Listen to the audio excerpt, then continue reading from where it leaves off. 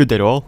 My name is Mark, and I'm here with another video of the season review. And this will be about squad philosophy. General term I come up with, but pretty much I'll be discussing on how I believe the most productive, in my opinion, path to building a squad, especially for very, I don't know how you put it, very, I won't say disgusting, but very attrition-based campaigns, because we all know big clubs like Barcelona, Real Madrid, Manchester City, Manchester United, Chelsea, Bayern Munich, Juventus. I think those are about it, but those clubs will just poach your guys mercilessly, and I've experienced that firsthand, and without a doubt it is very true. And you can look at my transfers. Here, I'll even show you just from numero uno. My first season, traders. Royce was a big trader. I mean, it's not surprising per se. He wanted Champions League football. Of course, we were in the Europa League, so he left for Arsenal in the English Premier League for 68 million. And I did not really care because I got a bunch of money. So I'm more than willing to let go of players that are, sure, he was amazing. He was the best free kick taker, best winger on my team, but I had to let him go because he just didn't want to play. And I freely let him go. Neven Subotic, he went to Bayern Munich for 20 million. The guy didn't want to play either. I think I didn't play him enough for some reason, but he quit as well. Let him go. Adrian Ramos, he was a pretty good player, fast, experienced, but let him loose. Let him go to Watford for 9.75 million. Same with all these other guys. Moritz, Leitner, I don't know why. I think I just let him go because someone wanted him. Wasn't going to use him. Very poor central midfielder, in my opinion. Oh, wow. He's a good coach. Should hire him. Good attacking. Anyway, Socrates, Papastantopoulos. He went to Chelsea for 19 million. He wanted to go. I let him go. Henrik Mkhitaryan, he got a good deal. He wanted to leave. I let him go. 30 million to Juventus. He can go. I don't care. Get out. He was a good player, though, but I let him go anyway. Then moving on next season, big money transfer out. Oh, Ilkay Gundogan. He went to Manchester City for 80 million. Yeah, they paid at the time a club record fee for my best central midfielder. And naturally, it's funny because in the real world, he also transferred to Manchester City, although for much less than 80 million US dollars. What else is there? Oh, Ciro Immobile, he left for Seville. It seemed like it was built into his loan. 11.75 million. Wasn't going to use him anyway. Jakub Blaszczykowski, Fiorentina as well, another loan. Fee deal. Yeah, I don't care. Get out. He's not somebody I want at the club. He's a legend, I think. Maybe not a legend, but a very fan favorite. Eric Durham, he was a very good prospect. Probably one of the best, I think, right backs. And Bayern snapped him up for 34.5 million. I couldn't really stop him. He wanted to leave. Pierre-Emerick Aubameyang. Juventus put up a pretty good offer, 38.5 million. I pretty much let him go because, he's not gonna cut it if you want to win Champions League. Let's be real here. A good poacher, but aside from that, in Football Manager is pretty poor. Although in real life, I think he's way better. For some reason, Football Manager doesn't show it. Nuri Sahin, he went to Inter for 20 million. I just cashed in. He was getting old, and not really an important part of the squad. Just fixing up the squad. What else is there? Roman Burki. He left for Napoli for 16 million. Just cashed him in. And Andre Zivkovic went to PSG for 77 million. They snapped up. Amazing inside forward, and he did nothing there. So pretty much they stole him so I could be disabled to some extent, but I was able to replace him, so it wasn't too big of a deal, but it hurt a lot. And yeah, that money didn't really fix the problems. And eventually they sold him for a $27 million loss to Manchester United after 3 seasons. So I'm fine with that. You deserve it. That's what you get. PSG is not exactly the best place to develop youngsters at that particular time. What else is there? Yes, Christian Pavone went to AS Monaco for big money, 45 million. He got a pretty fat contract out of that, so not going to borrow the guy for that. And then you start to see the pattern. Pascal Stenzel, a very good, I think, all-rounder type, like a pretty good center midfielder, decent right back. I fashioned him into a right back because I needed a right back, and he fit the bill. He wasn't exactly the best midfielder, so I might as well put him in a position that he could at least do okay in. Not exactly great. Julian Weigl, Bayern snapped him up, but poached him, and naturally I faced a little bit of a decline, but it wasn't that big of a deal. Who else is there? Christian Pulisic. He's not as good as the version of him in the update later, but he went to Inter at first, and and then he went to Lazio later. He seems to be doing all right in Lazio, not exactly putting up great numbers, but he plays, so I guess that's what matters. And then Yuri Tielemans, a wonder kid that I got that Manchester City bought, and naturally for 53 million, I think he did his job. He did his job his first season, and then they didn't play him at all, only in cup matches. I can't believe that guy stood up for it's probably because he had a fat contract, right? Or he did at one time. But he is actually pretty mediocre in this game, surprisingly. I guess he develops well mentally, but he's just not the amazing player that he was in FM 2015. Season after that, Bartolomew Drakowski, my great goalkeeper who was horrible at big matches, although I don't have the scouting report anymore, but yeah, the Polish goalkeeper.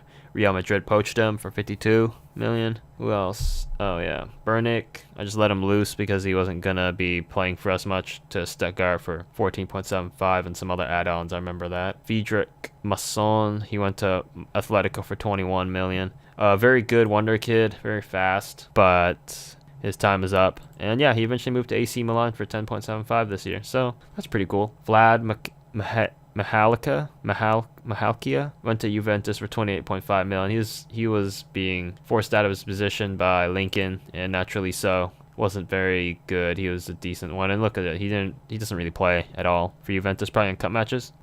And then the probably the most hurtful one I think of all would be Abdallah Diakate to PSG for 95 million. One of the best players I've ever seen in this game. The best central midfielder in my opinion, box to box. A big position this year in my opinion. And he was the best physical midfielder there was out there. 16 finishing, the most finishing I've ever seen in a midfielder. And if you see his history, he performed as expected. 35 million. Came in, scored 4 goals in the league, 5 assists, 6th man of the match. I think I played him as a box-to-box. I moved him around a bit. He plays as a ball-winning midfielder at one time just because of his physicality was just crazy. Like, I think in the last season, yeah, he played a lot of physical football. He got 5.11 tackles in 9 games. That's like per game. So solid player. And eventually, yeah, he just destroys the competition in France, scoring into double digits. So that's really good. Pretty crazy. But yeah, I believe this guy's probably the best well-rounded physical center midfielder there is, in my opinion anyway. I think he's probably well worth that 95 million. But I got him for 35, so that's much more easier cost to take. Season after that, I lost Cosmin Odoian. I don't know how to pronounce that name. I believe that's the way you pronounce it. A Romanian right back, center midfielder. And he was a very good player.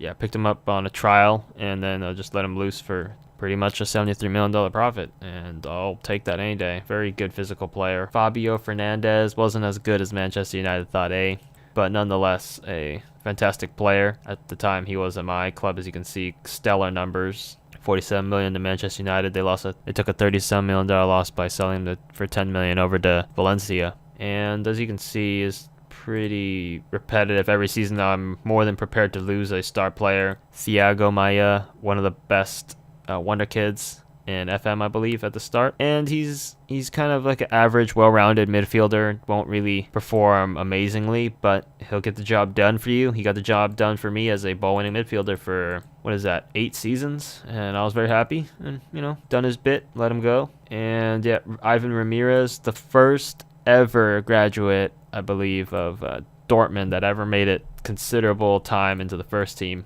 Until his last season, of course. He was here for a couple weeks, I think. So, yeah, 5 seasons straight of solid game time. One of the best players the Dortmund Academy ever produced. Jeffrey Swart, the biggest traitor I think I've ever had. Didn't feel like he was going to betray me, but I guess once the betrayal happens, what can you do? And yeah, I poached him from Feyenoord for 24 million at the time. One of the highest, I think, transfer costs in terms of wonder kid goalkeepers. And yeah, eventually got him into the squad, and he was a solid player without a doubt. And then he turned traitor and then went to Manchester United for big money. As you can see, how much he's getting paid, 375k. I don't know if I'd pay that to a goalkeeper. Yeah, I probably would. But yeah, magnificent player, goalkeeping, top tier, physically top tier, mentally pretty close to top tier. Traitor though, so be warned, traitors are everywhere. And then I think the biggest exodus, no, it wasn't this season. It was, I think, the season after this. Koric went to Juventus. He got bored because he won so many Champions Leagues for 60 million. As you can see, I made a pretty big profit. I got him for 20. And yep, Bjajic, one of the best players I've ever picked up from Serbia. I think he's the only Serbian player I've ever picked up, to be honest. The one big problem with this guy is he's unambitious, but as a player that only plays in Champions League, I think, yeah, he played a lot of Champions League and big matches, and he still did well. I mean, he still put up good stats, as you can see here. Average rating's pretty good, 7s. Oh, except his first season, but that's pretty close to a 7. He's a sub most of the matches. Solid player. And yeah, as you can see, I build my squad around a lot of foreigners, which is only natural because Germany, cost benefit analysis or something like that. It just doesn't produce enough for me to ever buy domestic players. And yeah, this here is the 26-27 season, the exodus of a lot of experienced players. Facundo Aya, I think that's how you pronounce it in Spanish. He left for FC Barcelona. He was his dream team. He wanted to go. I was more than happy to let him go. He did his part for many, many years at the club, 7 years. And yeah, 53 million, let him go. Made a $46 million profit. I'm not going to complain. And he has annihilated the Liga BBVA, the Spanish La Liga, although the league isn't loaded. Scoring 18 goals in his first season. Oh, man. Red hot. 17 goals the season after that. I believe he plays centrally. He plays as a center midfielder. So that's probably how he gets all those goals in. Good work rate. That's why I got him, was because of his amazing work rate, his great speed. I converted him into a right winger, and he was a solid player. As you can see, his big high was 2023-24 with 10 goals, 14 assists, 6 man of the match, and 7.87 average rating for the season. And he, did his part in the continental competitions as well. Another key wonder kid, I suppose, who was rising up, but I let him go, was Raul, Portuguese, and he plays for Barcelona now. Picked him up from Sporting Lisbon. I believe this is Sporting Lisbon, yes? Yeah. And picked him up for 24 million, one of the highest cost wonder kids youngsters ever acquired, and he performed well in my second team. Then I moved him up, and as a substitute player, he did his part. Sold him to Porto for 54 after a season and a half, probably. They let him go to Barcelona for 71 million, and he is still a threat. After all, he's only 24 years old, and I developed him more or less all the way to these attributes, to the most part. I wouldn't say got him here, but played a pretty big role. And yeah, he's probably one of the best left wingers in the game. Hard to say because he hasn't produced much, but 11 goals in his first season for Barcelona, I'd say it's pretty good. Another big player to leave was Arianet Ferrati to PSG, 70 million. I just offloaded him because he was done. Very underwhelming player, to be honest, although he did have that one good season with 12 assists. He was pretty much just a serviceable right winger in the end. He could play center attack and midfield, which is his preferred formation or position, but wasn't meant to be. And I made a $11 million profit. I was really worried I was going to lose money because it cost me a fortune to acquire this guy. Of course, not all up front. I think half of it was up front, but in the end, all the add-ons added on, and naturally it cost me a lot. Alejandro Oduber, an amazing Dutch player that I picked up from Ajax. Yep, one of those gutsy moves. One season, he just showed up, I think, for one season. I just saw, hey, good player, right? No, I don't know, whatever, who cares? 11 million to Ajax, and he grew very well into the second team before I called him up. And for 3 solid seasons, he was a solid center midfielder. And yeah, he's I don't know how you say, he's solid, but he was never really perfect. He never really did more than what I expected out of him. But yeah, he eventually reached his ceiling. I think this is his ceilings. And then I let him loose to Real Madrid, who was very eager to acquire him, and naturally so. He's contributed a lot. He's played every game for them, yeah. 8 goals in his latest season with them, 4 assists, 7.65 average rating, solid player. Cultured, as they say. Moussa Kone also went to Real Madrid with Odeber, and he was the best African player that I've ever found. Ivorian, of course, personally anyway. There's that South African dude who ravaged the Bundesliga, and he was very niche. 19 passing, 19 vision, so he's mostly like a passing type attacking midfielder. I mean, I guess that's okay, but I don't really play through centrally, so he was kind of a wasted player. But I mean, I still managed to use him very well. He played on my second team for a couple of seasons before I called him up, and he contributed naturally. In his last season, he played a lot of Champions League games, and one of the best players I've ever found.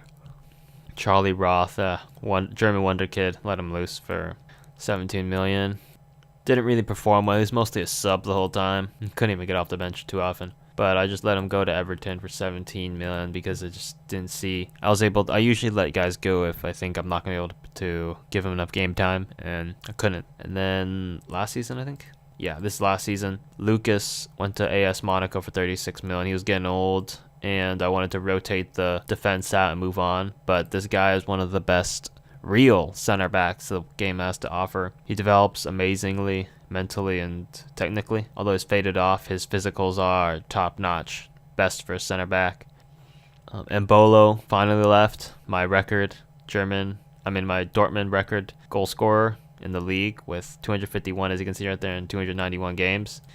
Well, he's probably the hat trick king, I think, in Dortmund. Just look at these stellar numbers: 24, 21, 27 goals. His career high was 41 goals in a season, and he holds the record in the Bundesliga as well. Sold him for 60 million, made over double. More than happy, but definitely put a hole in my striking force, obviously. Federico Bustamante, let him go because he was one of those guys you would want to build your team around. He was rated to be world-class potential, but he just didn't have the mentality to develop. He was unlikely to improve in the future. By the time they told me that he was world-class, I think it was in this season, I think, or right before that season. So it was 3 seasons in. He was 7 years ago, so 21. Yeah, he had 3 more seasons to develop. I was like, yep, I got myself one of the best right backs in the game. And in the end, nothing happened. He just stayed the same, which pissed me off because I was thinking he's going to develop. He's going to be faster than this. He's going to be if he could have developed, he would have been slightly faster than this. Technically the best right back the world has ever seen, but in the end, he just turned out to be a good right back. Let's see his biography. Do they say he's he is a superstar? Yeah, Dortmund legend. Who else is there? I think that's it for the big guys, the big guns who left. And then this season, the best left back / left winger that I've ever found and trained from Bonfield is Nicolas Lopez, 11 million. I acquired him from Bonfield in Argentina and then let him loose for 91 million to FC Barcelona. Yeah, I believe a couple seasons ago that they offered over 100 million for him, but in the end I didn't want to, let him loose because I still had a couple years to develop him, and I just wanted to see how far he would develop. And physically, he's the best left back I think I've ever seen. Even though it's not his natural position, he prefers the left wing or the central midfield, but his skills, as you can see, as a central midfield, they're not as good as you would want them to be. Let's put it that way. A lot of 15s you expect better, but he's better on the wing because of his insane pace, acceleration, and his crossing ability. Best players of the club left, 91 million. So, be prepared for a tough road. That's what I do. Prepare for a tough road. And as you can see, if you look at my squad, many nationalities. I don't really care much about domestic bias. I'd prefer to have a squad with more German players in it, but that's a luxury that I can't really afford, nor do I want to afford, because I did acquire one, as you can see in my transfer page. I did acquire a German youngster from Hanover for an extraordinary amount of money that would probably drive you nuts. 24 million. He's 1.5 star. He's rated to be 4.5 stars, or 3.5 plus that extra black stars are 4.5 stars. Naturally, that means world class, but let's be real here. Disappointment happens, and we all know that failures are much more common. But I acquired him because he had that insane pace and acceleration with good defensive ability straight off the bat, with positioning and teamwork, composure, concentration, anticipation. Those are key stats you'd want, but it's more or less a waiting game. I got 7 years to develop him, and naturally he should develop. After all, like Nicolas Lopez cleared way, so hope for the best. As you can see, the German players: Czech, Danish, Peruvian, Uruguayan, Japanese, Brazilian, Argentinian, Dutch, Portuguese. More Dutch players. Dutch players are probably one of the big preferred players that I have if I ever want to scout from Europe. German once again, Italian, another Japanese player, Argentinian, Belgians. Belgians was a big favorite of mine last year. Belgium always produced some great players. And Brazil, Poland. Yeah, he's not that good. And another German player. So as you can see, I value a diverse lineup because there's some traits that are very difficult to pick up easily, like Lincoln, for example, my best player. Where are you going to find 20 flair? Nowhere, because most likely those type of players come from Brazil, and you have to go to Brazil to find these type of guys, and very difficult to find because Brazil is full of players that they'll never turn out to be very good, so it's very annoying. So I don't really specialize there. As you can see, I have a lot of South American players, like a Peruvian, Uruguayan, and Argentinians. I have 3 of them, and I specialize in those areas in South America. I also look into Asia. As you can see, the Japanese players, I have 3, although one of them will be loaned out, hopefully. And Shintaro Tani, the best striker Asia has ever seen. And I already talk a lot about him, so I don't really want to talk too much about that. And yeah, those are the general specialties. You want to build a cohesive squad, so obviously, having huge amounts of diversity may hinder that, but I am able to manage my squad wise enough to keep that from happening. What else is there? So my squad depth chart, you can see as well, is loaded with the best players in every possible position. And naturally, of course, it's not going to be perfect. No one aims to be so good that they're perfect. I mean, of course, you'd like to, but chances are that's not possible. Let's go to a better. Lars Ricken has a 20 of credibility, potential ability, judgment.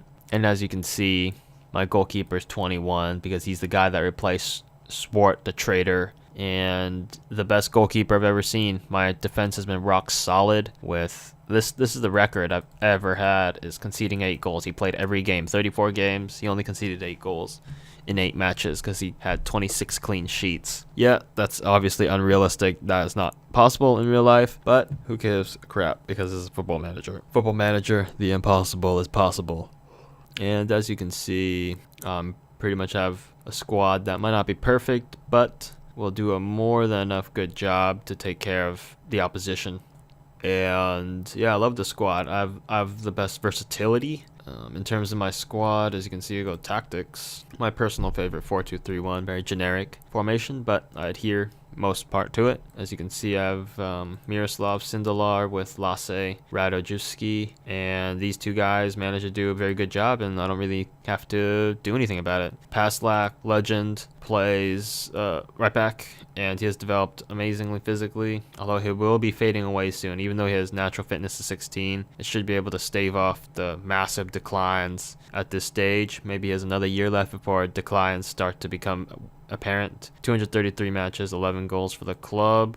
He was competing with Bustamante, so naturally his appearance levels are pretty low, around the teens, or maybe a little bit past the 20s sometimes. And yeah, this guy is more than a wonderful replacement for Piszczek. The only problem is he's kind of short with 5'9". He's taller than me, but in the world of football, height might matter sometimes, but very strong player, so I don't think that matters too much.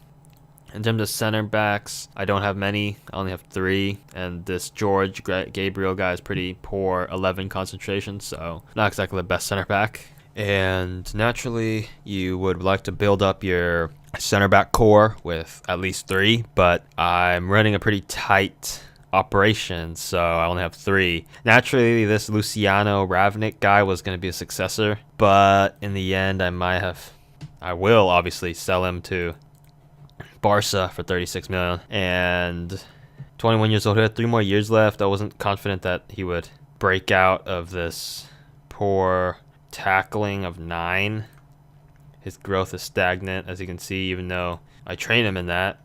He's very good, I think, as a central midfielder. Oh no, as a defensive midfielder, but in the end, he wasn't that great of a fit. But 12 million, it was fairly bargain level, to be honest, at this stage. Since I have so much money, people want so much money out of me, so naturally, that's what happens. And on left back, I'm also running not a tight, but I have 3 guys. Paslak, he can deputize here. Joel Cortez from Peru, as I mentioned, one of the best players, another world-class potential that failed, unlikely to improve, as you can see, so he had plenty of space to improve, but the realities showed, and it was not meant to be. One of the best players ever found from Peru, relishes big matches, consistent performer, highly reliable. His 16 marking and tackling, as you can see, positioning as well. Fairly determined player. He can also deputize at right back, so that's very nice. Then I have a youngster, Owner Boss. Don't know how to pronounce that. Accented S. Not accent. I forgot what they call it. There's a little slash at the bottom. I got him from, I think, PSV. Oh, no, Vitesse. He's also Turkish. and I picked him up for 11 million. Another gamble that paid off fairly well, I hope. I'm trying to develop him past 2 stars right now. He has, what, 4 more years left? Yeah, 4 more years left.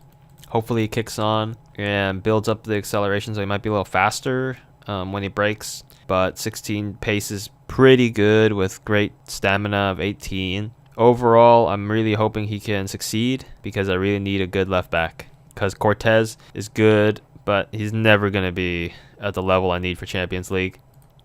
And then for the central midfield, I have a huge selection to go from. If I want a ball winner, I have George Gabriel, who is a poor center back, but he'll make a fine ball winner because if you just look at his stats, they're just insane. Okay, ball winning midfielder. Look at that. 19 aggression. 17 bravery. 16 marking and tackling is perfect. 20 strength, so he'll just straight up overpower somebody. Very funny Brazilian player. Of course I've seen Brazilian regens that have great strength, but that's a big surprise.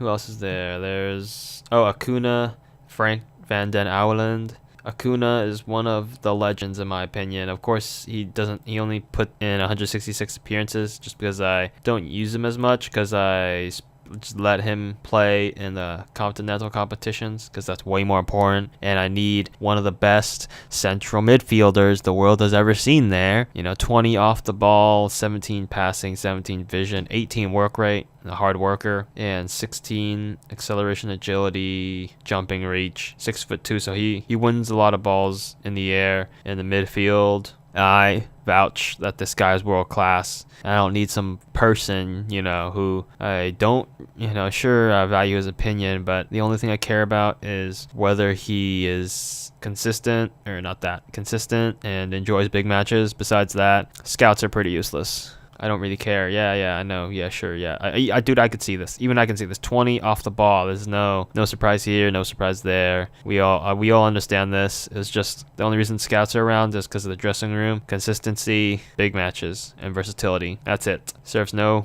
other purpose. And then there's also Bruno Maximo, a wonder kid, 18 years old. He's been playing quite a bit last year as a sub at 17, I think. And 18. Naturally, he seems to be the long-term replacement for any defensive player in the midfield, and I hope he develops because he is also rated to possibly be the best. 1.5 star right now. Is fairly susceptible to injuries. That's very worrying. And then there's Jun Ozawa, a Japanese player that I found who supposedly has 4-star potential, and he's already halfway there. Sub mostly, no, actually starter. It's because I trusted him. I've trusted him enough to play him in most home matches and that type of game. He's from FC Hiroshima. Picked him up on a free. Japanese international, 29 caps.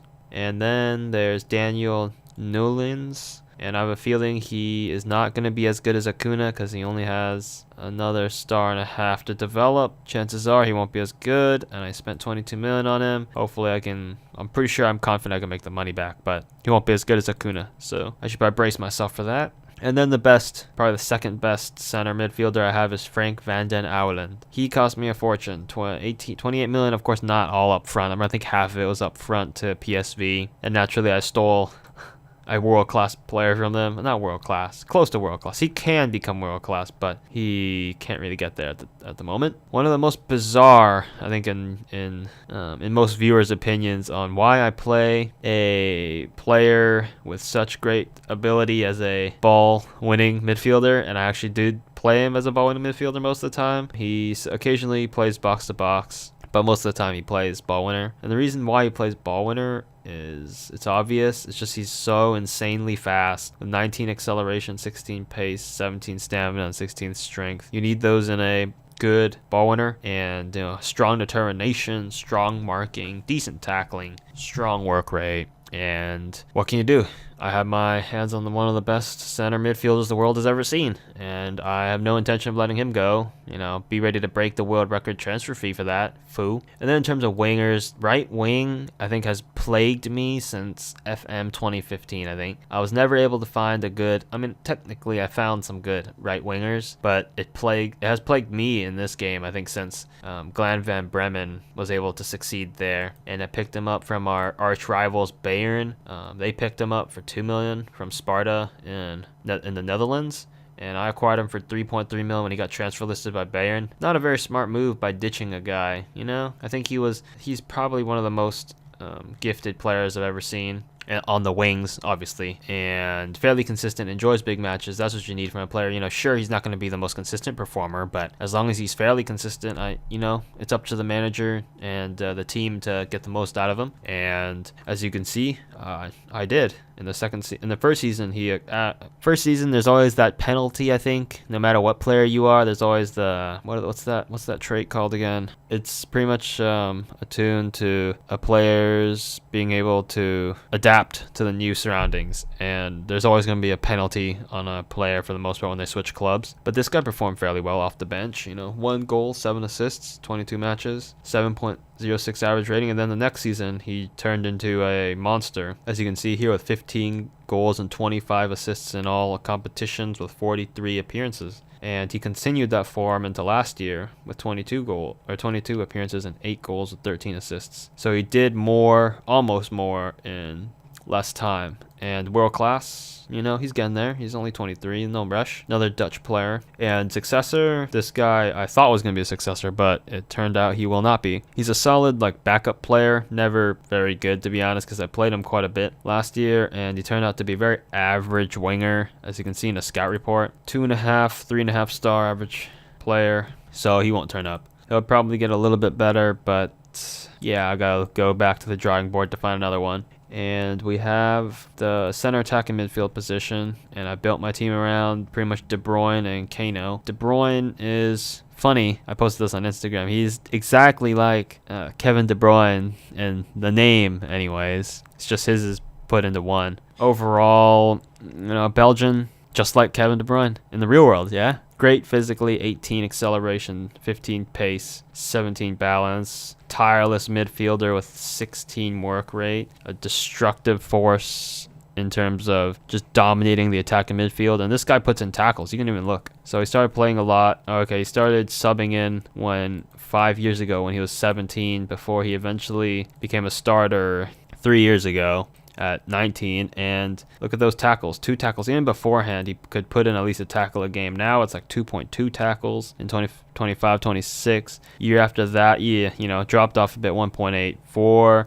And the season after that, 1.77. So his tackling rate is definitely not great. He only has 10 marking, 9 tackling. So naturally speaking, he'll never be an exceptional ball winner up there. I could play Acuna there because he has 15 marking and 12 tackling, and it's all about mixing it up. Acuna can play there, as you can see. I'll show you again. He can play there as an attacking midfielder, and I do occasionally move him up there to disturb the opposition from getting any good plays in. And then the left wing, we have the aging Lincoln, who's not as fast as he used to be. He's technically the best player, in my opinion, that I've ever found. Mentally, absolutely the best left winger I've ever found. 20 flair. I think it was at 18 or something, so he's been developing it. And overall, he's been the best veteran, you could ask for. 302 appearances, 193 goals. Strong Brazilian player, 93 international caps, 12 goals. He is originally a center attacking midfielder, but I converted him to a inside forward because of his pace at one time, or I think his pace is more or less around here. It's just his physical ability gave him the prowess, and then his flair was high, and naturally you want to put the most high flair, high determined players that can score on the left wing or on the right wing, and he has been stellar. There are 2 seasons where he dominated play, 3 seasons actually, 21 goals and 31 appearances 9 years ago, so that would be when he was 20. And then when he was 22, I guess, 24 goals and 16 assists in 31 matches. And then he just produced the same form before it completely dropped off one year. I guess he focused on Champions League play. And naturally, he's been a pretty solid player. Of course, he's dropped off now because his physicals have tapered off a bit. A 13 natural fitness naturally means he'll start to decline a little bit faster than someone with higher natural fitness, but I'm not going to complain. I was able to get him to become one of the best players I've ever seen. And of course, at 29 years old, this is his last contract. I wanted to let him loose for big money, but no club wanted him, so I just signed him up for another contract for big money, 350K. This will be his last contract. I'm not giving him any more contracts. It's 4 years. He'll be 33 if he doesn't get sold sooner or later. Hopefully AS Monaco will take him, but I'm not going to really complain too much. And then the striking position, the one position I had the huge, massive trouble of last year. Yeah, last year's game, I mean. And Shintaro Tani, as we know, is the main man. But I've been trying to train up Marcus Galm from Munich Lions, or I think in the real world I forgot what they're called, because they have the founding of the year as a part of the name, but I'm guessing since FM didn't get the license, they just call them the Munich Lions, or the München Lions, and he is the best striker I could find at the time. Of course, technically speaking, not anywhere near the level I would like, but it doesn't really matter. Mentally speaking, determination is just so destructive against the enemy. 20 determination, so he's pretty much undaunted. 16 aggression, 17 anticipation, 18 composure. You know, you want solid stats like that for your striker. Not very fast. That's the one big problem I have with this guy. 15 pace, 14 acceleration. Agility is good, so that's nice to know. 16 agility, balance, he's working on it. The media calls him a wonder kid, and hopefully he will be. First season, the whole adaptability plague did not plague him as much. Maybe just because I had such a good wingers and inside forwards and just good players to send him a lot of scoreable passes and crosses that he was able to put in 16 out of 20 and 13 assists. So naturally, he almost contributed to a goal a game. A magnificent player. Hopefully, he'll turn out to become world class. I don't know. He'll be nice. Still rated to be 5 stars, so that means he must be world class at this point. 4-star gold, 1 star, 1 black star. That means who knows? Hopefully, he'll get there. And then that's pretty much my main squad, as you can see. Oh, Kano, I forgot to mention him. Kano is going to be the successor to De Bruyne, even though he's only 1 year younger than him. That's pretty dumb. I think he's 1 year younger than him. Yes. 1 year younger than him. And there's another guy, Trolls Fuglsang, Danish fellow that I mentioned before. One of the fastest with blistering acceleration of 18 and 18 agility with 17 pace. This guy slaughtered the opposition last year. And you just see 18 appearances, 14 assists, 4 man of the matches, and an 8.17 average rating. That is ultra destructive from a 19-year-old. He was 18 probably for most of that time. And naturally, I expected him to develop. Also rated to be 4 gold star, 1 black star. So naturally, you would think he'd be the best player in the world by the time he's fully developed, but I don't know. I picked him up from Aalborg, Bold, Speak Club, Danish Superliga, and 2 million was a bargain. If he's going to turn out to be the greatest right back the world has ever seen, hey, I'm up for that. I think that's it, aside from that. Oh, Stutter. He's injured right now, but he's going to be the successor to Lincoln.